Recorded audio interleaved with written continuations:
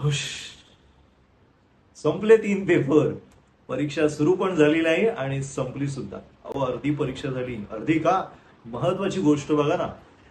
3 paper, 80-80 मार्काचे, 3-3 तास सलग चालणारे पेपर संपले. आता याच्या नंतरचे पेपर आपले 2-2 तासाचे. ही सगळ्यात महत्वाची गोष्ट आपल्याला आपल्या मनामध्ये आणि आपल्या शरीरामध्ये, मेंदूमध्ये, सगळ्यामध्ये उतरवायची आहे. फक्त 2च तास आहेत. नाहीतर जो पेस स्लो झालेला आहे ना 3 तासामध्ये, तिकडे वारी पडेल. हे लक्षात ठेवा. 2 तासाचाच पेपर असणार आहे. 1-1 तासाचे 2 भाग. तसंच 15-15 मिनिटाचे तुम्ही 4 आणि 4 8 भाग होते. हे वेळेचं नियोजन. हे लक्षात ठेवायचं. त्याच्यात मध्ये ब्रेक करणारा जो आहे तो तुमचा मॅथ्स, गणित.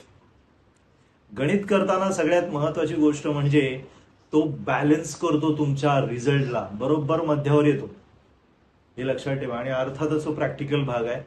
त्याच्यात तुम्हाला पाठांतर, घोकंपट्टी काहीही कामाची नाही.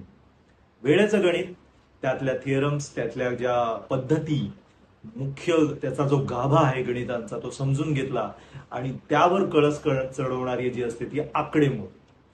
त्या आकडेमोडीमध्ये असलेली अचूकता जर तुमच्या बरोबर असली तर गणित हे तुमचंच आहे. हे लक्षात ठेवा. पण ती आकडेमोड करताना सगळ्यात महत्वाचं लक्षात ठेवायचं वेळेचं गणित. ते मनावर बिंबवायचंय. फक्त 2 तास. विसरू नका. थँक्यू. श्री स्वामी समर्थ.